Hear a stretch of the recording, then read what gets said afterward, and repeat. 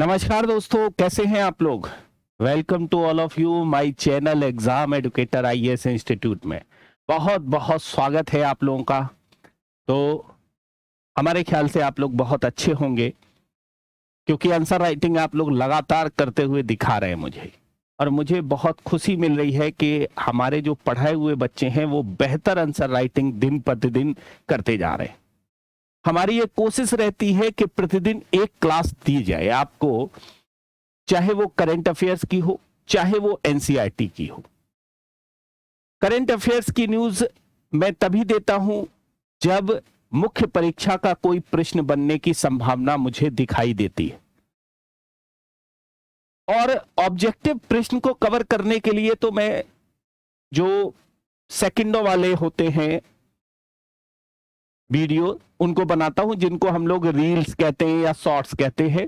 उसके माध्यम से आप घटना चक्र का जो करंट अफेयर्स है, जो अदर करंट अफेयर्स है, उसको आप कवर कर लेंगे, ये मुझे पता है। और इसीलिए मैं उसके माध्यम से छोटी छोटी जानकारी देने की कोशिश करता हूं, जिससे आपको फैक्चुअल इंफॉर्मेशन मिल जाए और आगामी परीक्षा के लिए आपको काम आ जाए। लेकिन मुख्य परीक्षा की लड़ाई सबसे बड़ी लड़ाई है, खासतौर से हिंदी माध्यम के विद्यार्थियों की। और इसीलिए मेरी ये कोशिश रहती है कि मुख्य परीक्षा की ये लड़ाई में आप अंतिम विजेता के रूप में एक तरह से खड़े हो जाए। ऐसा ना हो जाए कि प्रारंभिक परीक्षा का एग्जाम आप पास कर ले जाए और मुख्य परीक्षा में जाकर गाड़ी रुक जाए। मैं नहीं चाहता हूं कि मेरे पढ़ाए हुए विद्यार्थी इस तरह का जो चैलेंज है उसको फेस करें। इसीलिए लगातार कोशिश रहती है कि आपकी क्लास हो। जैसे कभी कभी ऐसा होता है कि भाई देखिए मेरे पास उतना ही समय रहता है, उस समय के अनुसार मैं एक क्लास लेने की कोशिश करता हूं। कल मैंने कॉपियां चेक की थी, आप लोगों को पता होगा, उसका वीडियो मैंने ग्रुप में डाला भी है। और इसी कारण से एक ही वीडियो बना सकता हूं, समय सीमा के अनुसार मैंने एक वीडियो आप लोगों के लिए बना दिया था, इसीलिए कल वीडियो नहीं आई। लेकिन आज करंट अफेयर्स की न्यूज मुझे दिखाई दी एक, जो बहुत चर्चा में आजकल चल रहा है। तो हो सकता है कि मुख्य परीक्षा में आपसे एक प्रश्न बन जाए या फिर इंटरव्यू में इस तरह का प्रश्न पूछ लिया जाए। इसीलिए इस टॉपिक को भी आपको तैयार करके चलना है। लेकिन देख लेते हैं ऑब्जेक्टिव प्रश्न क्या क्या बन रहे हैं इस वीक में करंट अफेयर्स की, उनका भी थोड़ा सा चर्चा कर लेते हैं, जिससे आपका करंट का जो पोर्शन है वो भी पूरा होता रहे। और इकोनॉमिक्स तो आपका मजबूत होगा ही होगा 100%, ये मुझे अब विश्वास होना शुरू हो गया है। ठीक है, तो देखते हैं, पिटारा खोलते हैं।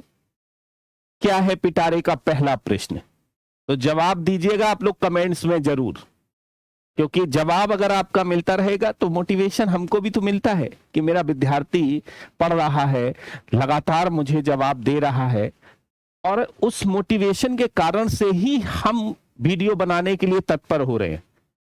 आप आंसर राइटिंग लिख रहे हो इसलिए वीडियो बनाता हूं। आप एक तरह से क्वेश्चंस का जवाब दोगे तो आपको और भी श्रृंखला इसी तरह से मिलती रहेगी। और आप ये मानकर चाहिए कि लास्ट स्टेज में आते आते मैं घटना चक्र के सारे ऑब्जेक्टिव क्वेश्चंस कराने की कोशिश करूंगा, और बाहर के भी अगर किसी की टेस्ट सीरीज होगी उसको भी मैं लाकर यहां पर खत्म करूंगा, लेकिन एक ही क्लास होगी। ये मेरी बाध्यता है, मैं बहुत ज्यादा क्लास नहीं ले सकता हूं, आपको पता है। ठीक है, क्योंकि इसे व्यावसायिक स्तर पर नहीं, मेरे पास ऑफलाइन में ही क्लासेस रहती हैं, इसलिए व्यावसायिक स्तर पर इसको चालू करने का कोई विचार भी नहीं है भविष्य में कि व्यावसायिक स्तर पर इसको शुरू करेंगे। ठीक है, तो इसी कारण से क्या है कि हमारे विद्यार्थी सफल हो जाए और हमारा नाम रोशन कर दें, अपने माँ बाप का नाम रोशन कर दें, हमने ये श्रृंखला स्टार्ट की है। तो चलते हैं, हमारा पहला प्रश्न देखते हैं क्या है। हाल ही में किस देश ने अपनी नई करेंसी जारी की है?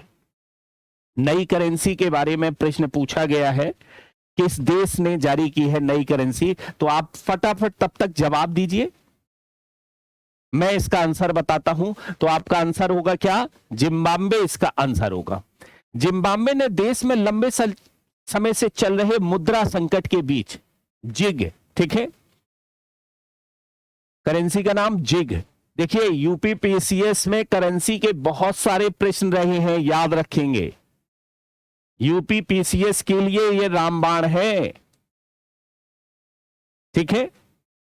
इसलिए आपको इसको याद रखना है नाम, ठीक है। जिम्बाब्वे गोल्ड का संक्षिप्त रूप है नामक एक नई मुद्रा लॉन्च की है। इसे इलेक्ट्रॉनिक रूप से लॉन्च किया गया है। साल 2009 के बाद यह छठा मौका है जब देश में नई मुद्रा लॉन्च की गई है। जिम्बाब्वे एक दक्षिण अफ्रीकी देश है और इसकी राजधानी हरारे है।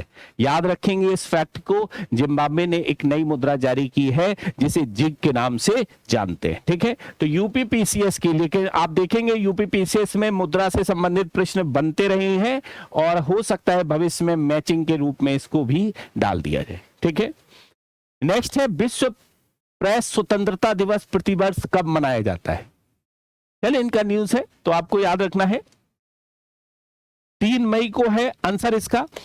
हर साल 3 मई को दुनिया भर में विश्व प्रेस स्वतंत्रता दिवस, ठीक है, के रूप में मनाया जाता है। साल 2024 में विश्व प्रेस स्वतंत्रता दिवस का 31वां संस्करण मनाया जा रहा है और साल 1993 में संयुक्त राष्ट्र महासभा ने 3 मई को प्रेस स्वतंत्रता दिवस के रूप में मनाने का प्रस्ताव पारित किया था। याद रखेंगे इस न्यूज को, 3 मई को विश्व प्रेस स्वतंत्रता दिवस, ठीक है। नेक्स्ट प्रश्न देख लेते हैं। अंतरराष्ट्रीय शतरंज महासंघ ने हाल ही में किसे ग्रैंड मास्टर की उपाधि से सम्मानित किया है? किसे ग्रैंड मास्टर की उपाधि से सम्मानित किया है? तो आपको याद रखना है आंसर होगा क्या? वैशाली रमेश बाबू को। किसको? वैशाली रमेश बाबू से। आप लोग भी कमेंट में जरूर बताते रहिएगा आपका आंसर क्या है, जरूर इसको बताते रहिए। अंतरराष्ट्रीय शतरंज महासंघ ने भारत के युवा शतरंज खिलाड़ी वैशाली रमेश बाबू को ग्रैंड मास्टर की उपाधि से सम्मानित किया है। कोनोरू हम्पू और हारिका द्रोणावल्ली के बाद वैशाली तीसरी भारतीय महिला ग्रैंड मास्टर हैं। वैशाली ने पिछले साल स्पेन में लेब्रोगेट ओपन टूर्नामेंट में ग्रैंड मास्टर के लिए जरूरी 2500 ELO अंक हासिल किए थे। याद रखेंगे। तो वैशाली रमेश बाबू इसका सही जवाब होगा। याद रखकर आपको चलना है, ठीक है। नेक्स्ट है हमारा, इसका जवाब आपको देना है। हाल ही में चर्चा में रहा भारतीय ऐतिहासिक अभिलेख आयोग किस मंत्रालय के तहत कार्यरत है? एक चर्चा में जो है आयोग आया है जिसका नाम है भारतीय ऐतिहासिक अभिलेख आयोग, किस मंत्रालय के अंतर्गत है? ऑप्शन ए गृह मंत्रालय, बी है विज्ञान एवं प्रौद्योगिकी मंत्रालय, सी है संस्कृति मंत्रालय और चौथा है खान मंत्रालय। जवाब देंगे आप लोग फटाफट आप लोग जवाब दीजिएगा। क्या जवाब है? तो याद रखेंगे इसका आंसर होगा क्या? संस्कृति मंत्रालय इसका सही जवाब होगा, ठीक है। केंद्रीय संस्कृति मंत्रालय के तहत कार्यरत भारतीय ऐतिहासिक अभिलेख आयोग, यूपीएससी का क्वेश्चन बन रहा है ये, क्योंकि यूपीएससी पूछता है मंत्रालय किसके अधीन कौन सा विभाग काम कर रहा है, ठीक है, ने एक नया लोगो और आदर्श वाक्य अपनाया है। यह अभिलेखीय मामलों पर एक शीर्ष सलाहकार निकाय है और इसकी स्थापना साल 1919 में की गई थी। तो संस्कृति मंत्रालय के अंतर्गत कार्य कर रहा है भारतीय ऐतिहासिक अभिलेख आयोग, ठीक है। नेक्स्ट हमारा पीटी के लिए क्वेश्चन हो गया, भारत की पहली बहुउद्देशीय ताप और बिजली ग्रीन हाइड्रोजन पायलट प्रोजेक्ट की शुरुआत किस राज्य में हुई है? ठीक है, तो फटाफट आंसर दो, ठीक है। ऑप्शन है आपके उत्तराखंड, ऑप्शन बी है अरुणाचल प्रदेश, ऑप्शन सी है सिक्किम और ऑप्शन डी है हिमाचल प्रदेश। तो क्या जवाब होगा? फटाफट आप लोग जवाब दे दो। तो आंसर होगा, याद रखना क्या, हिमाचल प्रदेश इसका सही जवाब होगा। SJVN लिमिटेड ने हिमाचल प्रदेश के झाकड़ी में 1500 मेगावाट के Nathpa Jhakri hydro power station में भारत की पहली बहुउद्देशीय ताप और बिजली ग्रीन हाइड्रोजन पायलट प्रोजेक्ट की शुरुआत की। यह प्रोजेक्ट ग्रीन हाइड्रोजन के साथ 25 किलोवाट क्षमता के ईंधन सेल के जरिए बिजली भी पैदा करेगा। तो याद रखना हिमाचल प्रदेश इसका सही जवाब होगा। तो ये रहे आपके ऑब्जेक्टिव क्वेश्चन, और इसी तरह से हम करंट अफेयर्स के बीच बीच में क्लास लाते रहते हैं, आपको पता ही है। एनसीईआरटी भी हमारा चल ही रहा है, आप लोग बस मेहनत करिएगा। एक क्लास देखने में कोई ज्यादा समय भी नहीं जाता है, और लेखन शैली अगर आज मजबूत किए रहेंगे तो कल के दिन लिखने की जो कला है उस पर पछताना नहीं पड़ेगा, अगर आपको सिलेक्शन चाहिए। क्योंकि समय बीतते समय नहीं लगता है, याद रखना, कब समय बीत जाएगा आपका पता ही नहीं चलेगा। इसीलिए आज तैयारी करके बैठे रहेंगे, आज किसी भी तरीके से समय निकाल कर लिखते रहेंगे तो भविष्य आपका निश्चित तौर पर उज्जवल होने वाला है। ठीक है, एक न्यूज चर्चा में आ गई, और न्यूज चर्चा में आ गई, क्यों चर्चा में आ गई? क्योंकि एक कांग्रेस के एक बहुत प्रसिद्ध नेता हैं जिनका नाम सैम पित्रोदा है, और उन्होंने एक खास बात भारत के संदर्भ में कह दी। उन्होंने कहा कि जैसे अमेरिका में उत्तराधिकार कर लगता है, ठीक है, उत्तराधिकारी कर लगता है, तो ऐसी कंडीशंस में भारत में भी उत्तराधिकारी कर होना चाहिए, क्योंकि पिता की संपत्ति जब पुत्र को प्राप्त होती है तो वो पीढ़ी दर पीढ़ी चलती रहती है।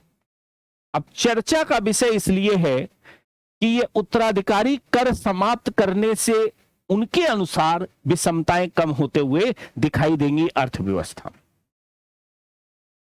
अब ये बात विरोधी पार्टी ने पकड़ ली। अब जब विरोधी पार्टी ने पकड़ ली तो उत्तराधिकारी कर की चर्चा होनी शुरू हो गई।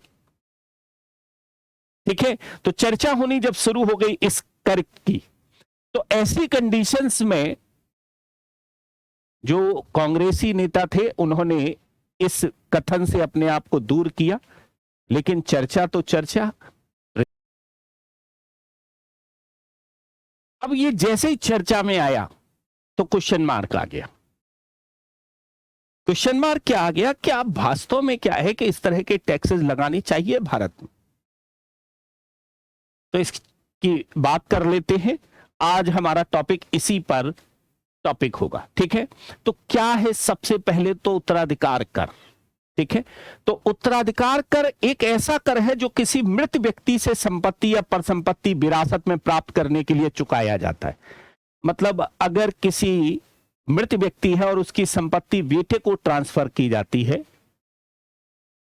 तो बेटे को जो ट्रांसफर की गई संपत्ति उस पर लगने वाले कर को उत्तराधिकार कर के रूप में जाना जाता है। ठीक है, सबसे पहले तो क्या है, यह लाभार्थी द्वारा प्राप्त विरासत के मूल्य पर लगाया जाता है। मतलब अगर कोई भी लाभार्थी है तो लाभार्थी के ऊपर एक तरह से जो विरासत में मिली हुई संपत्ति है उस पर लगाया जाएगा टैक्स। ये नहीं है कि उसके बेटे ने ही अगर संपत्ति अर्जित की है तो उस पर ये टैक्स लगेगा। ये विरासत में मिलने वाली संपत्ति पर लगता है, इसका भुगतान लाभार्थी द्वारा किया जाएगा। ठीक है, तो अब जाहिर सी बात है कि किया जाता है इसका भुगतान किसके द्वारा? लाभार्थी के द्वारा। जो इसका लाभ उठाएगा, बेटी उठाएगी तो बेटी पर, बेटा उठाएगा तो बेटे पर, अर्थात कोई भी अगर सगा संबंधी भी इसका लाभ उठाएगा तो उस पर यह टैक्स लगाया जाएगा, चाहे वो दत्तक पुत्र ही क्यों ना हो, गोद लिया हुआ पुत्र ही क्यों ना हो, उस पर लगाया जाएगा। देश के आधार पर यह 55% तक हो सकता है। देश के आधार पर यह कितनी दर हो सकती है इसकी? 55% तक लगाया जा सकता है ये कर। ठीक है, कोई व्यक्ति वसीयत के तहत या मृतक के व्यक्तिगत कानून के तहत उत्तराधिकार प्राप्त कर सकता है। ठीक है, कोई भी व्यक्ति है, एक तो वसीयत के तहत उत्तराधिकार का प्राप्त कर सकता है या मृतक के व्यक्तिगत कानून के तहत, जो कानून कहता है उसके तहत उत्तराधिकार का एक तरह से अधिकार प्राप्त कर सकता है कोई भी व्यक्ति। मान लेते हैं क्या कि एक तो क्या है कि वसीयत में लिख दिया पिता ने कि भाई इनको यह संपत्ति देना, वो भी उत्तराधिकारी हो सकता है। नौकर के नाम कर गया संपत्ति तो वसीयत के नाम हो गई ना संपत्ति उसके, तो वो भी हो सकता है इसके संदर्भ में। और जो है मृतक, जो एक तरह से व्यक्तिगत कानून है उसके अनुसार भी कोई भी व्यक्ति इसमें शामिल हो सकता है। भारत में उत्तराधिकार पर कर लगाने की अवधारणा अब मौजूद नहीं है। भारत में इस तरह के कर लगाने की अवधारणा मौजूद नहीं है। अचानक से ये टैक्स चर्चा में आ गया। अचानक से ये टैक्स क्या हुआ? चर्चा में आ गया आप लोगों के। ठीक है, अब ये टैक्स एक तरह से क्यों लगाना जरूरी है, इस टैक्स की आवश्यकता क्यों है?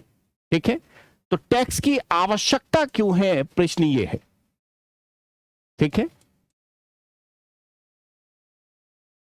अब सबसे बड़ी बात है कि आवश्यकता क्यों है इस टैक्स की।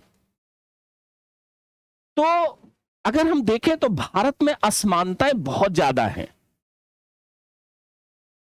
असमानताएं इतनी ज्यादा है कि अगर किसी इंडस्ट्रियलिस्ट का बेटा है तो उसे अपने पिता से अगर संपत्ति मिली, तो संपत्ति अगर पिता से मिली तो वो भी एक बड़ा आदमी बनकर उभर कर आता है, क्योंकि उस पर कोई टैक्स दे नहीं किया जाता है। और ऐसी स्थिति में क्या है कि ये असमानता वाली खाई कभी भरने का काम नहीं करती है। जैसे मान लेते हैं क्या कि मुकेश अंबानी के बेटे के पास में वो सारी संपत्ति जाएगी। अब बेटे के पास में वो सारी संपत्ति जाएगी तो जितनी मुकेश अंबानी के पास संपत्ति उतनी ही बेटे के पास संपत्ति पहुंच गई, तो असमानता कम नहीं हुई। अगर टैक्स लग गया तो असमानता कम हो सकती है, क्योंकि उसकी संपत्ति का हिस्सा एक कम होगा।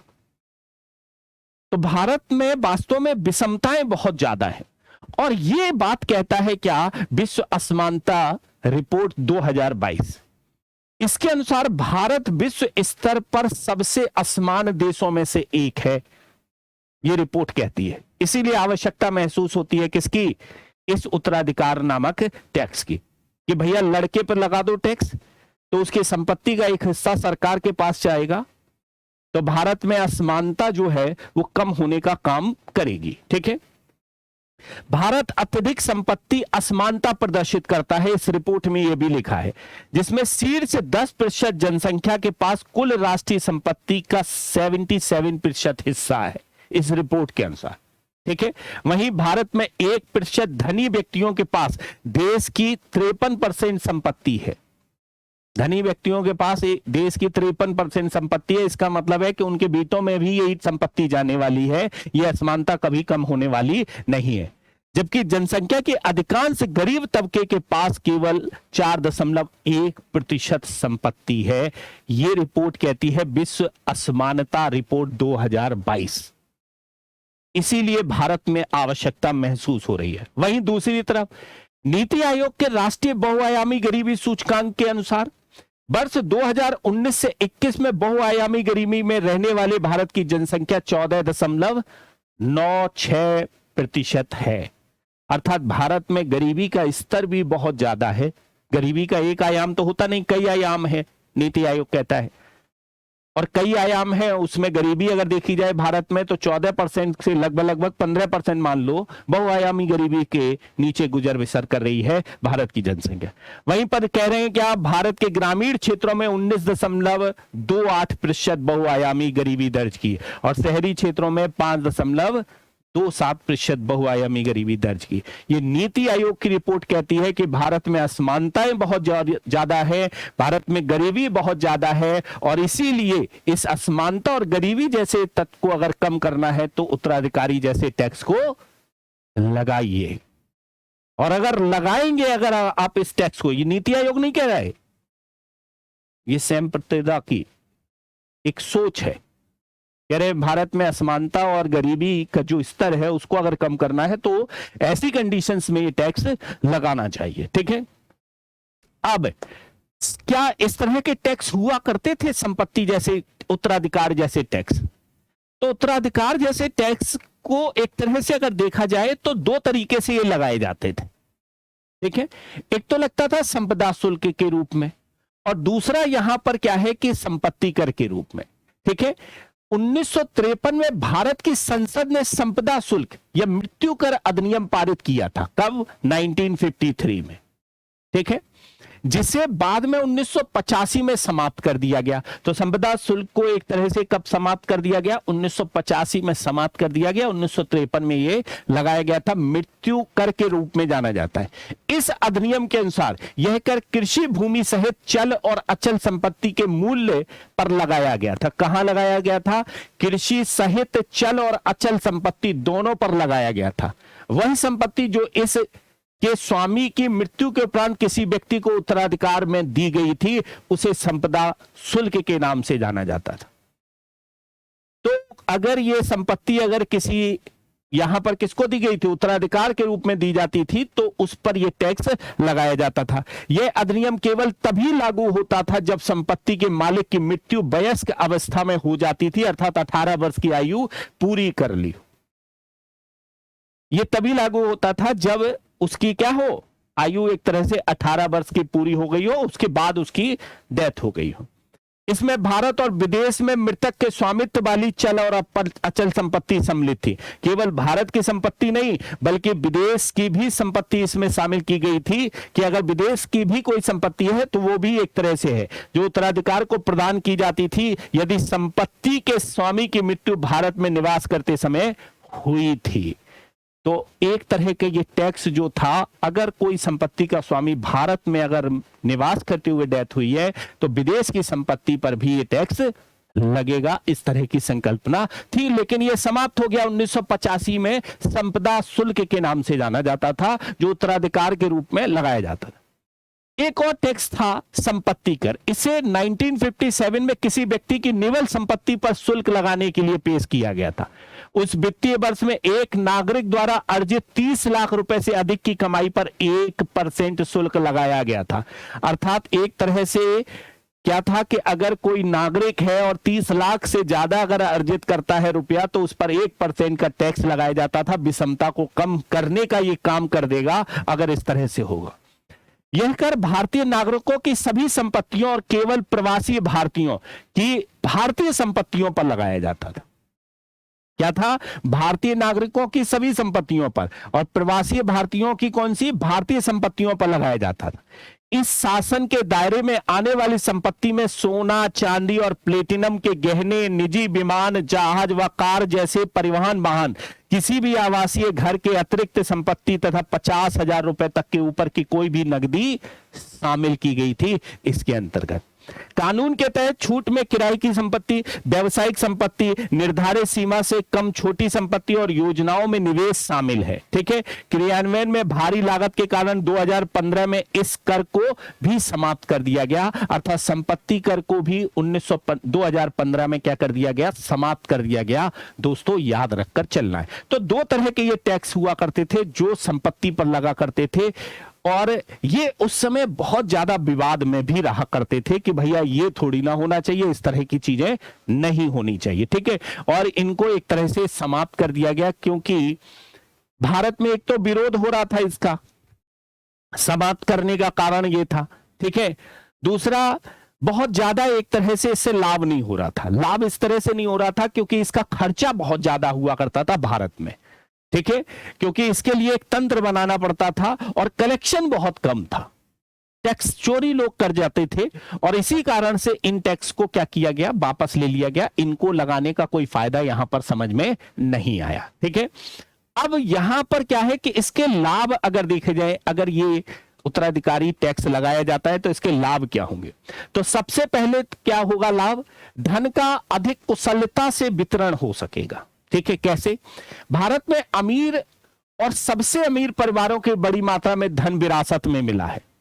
आपने देखा भी होगा, राजनीतिक रूप से अगर देखा जाए तो उनके बेटे उनके बेटे उनके बेटे। ठीक है, अब एग्जाम्पल में किसी का नाम मत लिख देना भैया एग्जाम्पल में।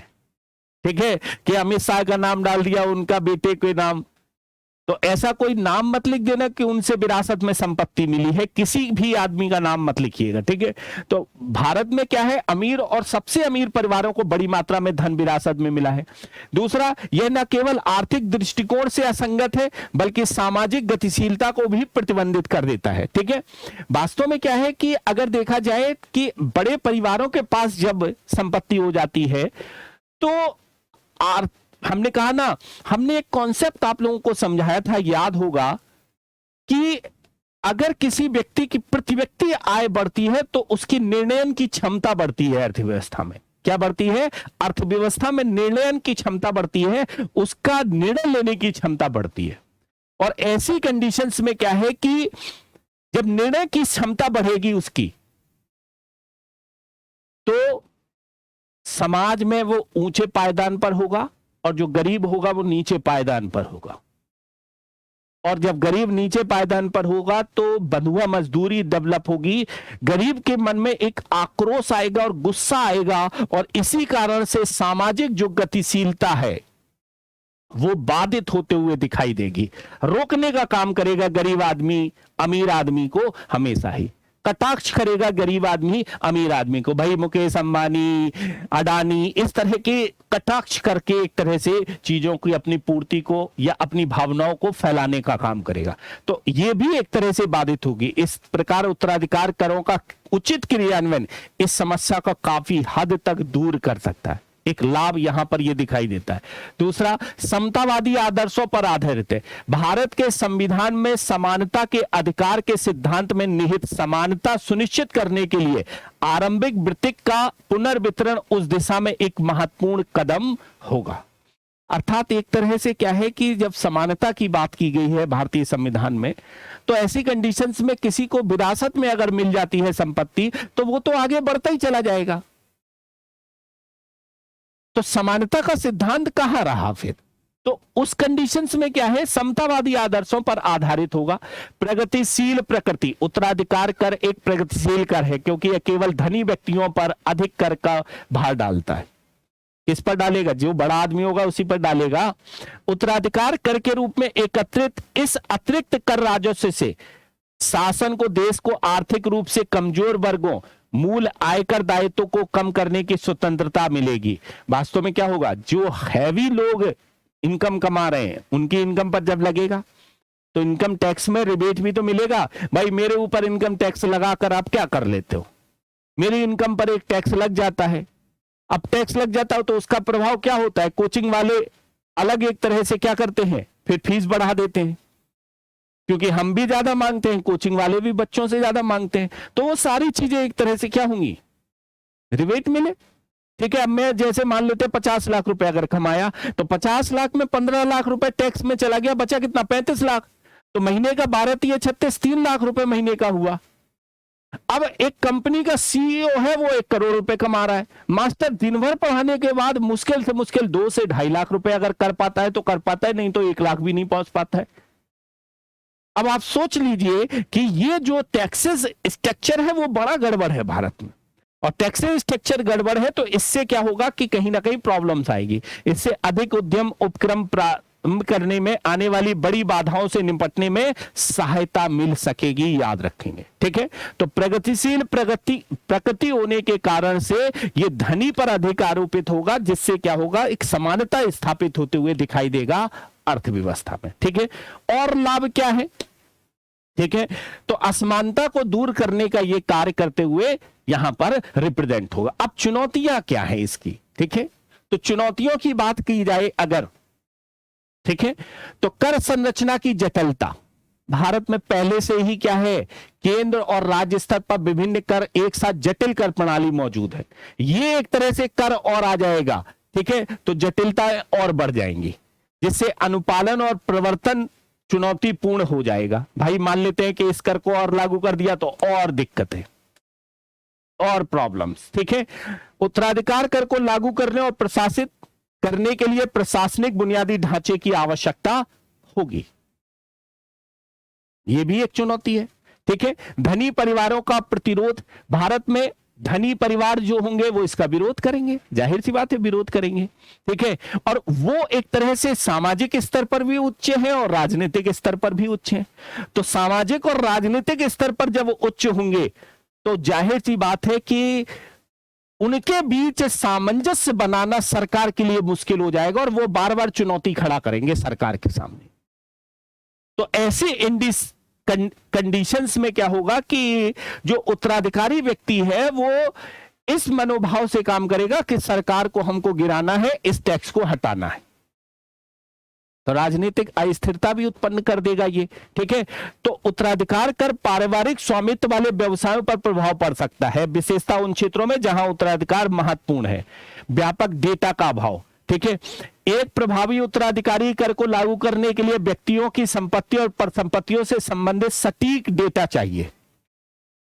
भारत में उत्तराधिकार और धन वितरण पर व्यापक डेटा एकत्रित करने में चुनौती हो सकती है। जैसे, ठीक है, पिताजी क्या करें कि अपने व्यवसाय के समय ही बेटे को क्या करते रहें, पैसा देते रहें, धीरे धीरे धीरे धीरे धीरे धीरे धीरे धीरे, ठीक है। उसका कलेक्शन डेटा भी बड़ा मुश्किल है, कौन कितना कमा लिया, क्योंकि भारत में डेटा कलेक्शन की तो सबसे बड़ी बात है। और खासतौर से ग्रामीण क्षेत्र में डेटा कैसे कलेक्शन करोगे? बड़े बड़े पंजाब में तो क्या है, किसान बैठे हुए हैं, बड़े बड़े व्यवसायी बैठे हुए हैं पंजाब में, जो खेती के काम पर एक तरह से टिके हुए हैं और दिखाते हैं खेती का काम और अन्य काम कर रहे हैं। दुकान भी है उनके परचून की, उनके बड़े बड़े मिल बल्ले लगे हुए हैं, काम कर रहे हैं। जाहिर सी बात है कि संपत्ति बना रखी उन्होंने, तो इसका डेटा कलेक्शन होगा कैसे? वो तो कहेंगे मेरे पास तो संपत्ति है ही नहीं, बड़ी प्रॉब्लम्स क्रिएट हो जाएंगी, ठीक है। क्योंकि ट्रांसफर नहीं कराते भारत में, एक सबसे बड़ी समस्या यह है। जैसे मैं ही बता दूंगा आपको, अपने घर का ही ले लेता हूं। मेरे बाबा की संपत्ति जो थी वो आज भी बाबा से जो है उनके उत्तराधिकार अर्थात पिताजी के नाम तो आ गई है, लेकिन पिताजी ने कभी ट्रांसफर नहीं कराया, उसको पड़ी हुई है। वो उत्तराधिकार के रूल्स के अंतर्गत अपने आप ही वहां ट्रांसफर होते हुए दिखाई दी, क्योंकि वो वारिस घोषित है इसलिए, लेकिन नाम नहीं चढ़वाए, ठीक है।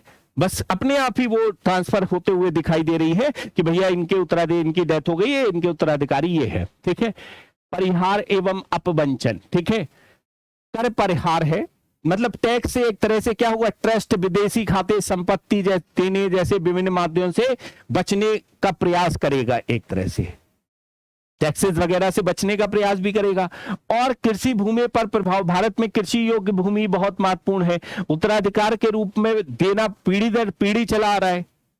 अब पीढ़ी दर पीढ़ी चला रहा है तो उत्तराधिकार का नियम केवल और केवल बड़े आदमियों पर तो लगेगा नहीं, सब पर लगेगा वो तो संपत्ति के ट्रांसफर पर, तो छोटे भूमि वाले कहां जाएंगे? ये भी एक चुनौती बन जाएगी, ठीक है।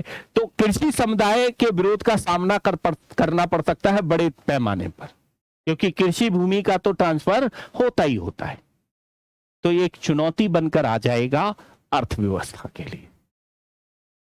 तो एक टैक्सेस जो चर्चा में है, उत्तराधिकार का कर, उससे संबंधित मैंने संपदा शुल्क की बात कर दी, उसी से संबंधित मैंने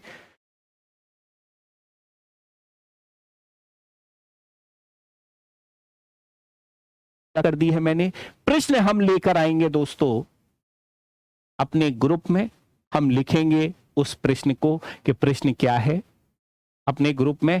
आप लोग जुड़े रहिएगा, इसी तरीके से एक तरह से करते रहिएगा और अपनी लेखन शैली को मजबूत करते रहिएगा। अगर आप भी लेखन शैली मजबूत करना चाहते हैं अपनी,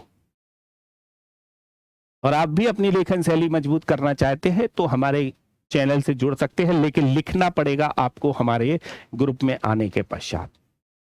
तो आज के लिए इतना ही, thank you all of you. इसी मैटर पर बेस्ड होकर मैं एक क्वेश्चन आप लोगों को दे दूंगा। Thank you all of you.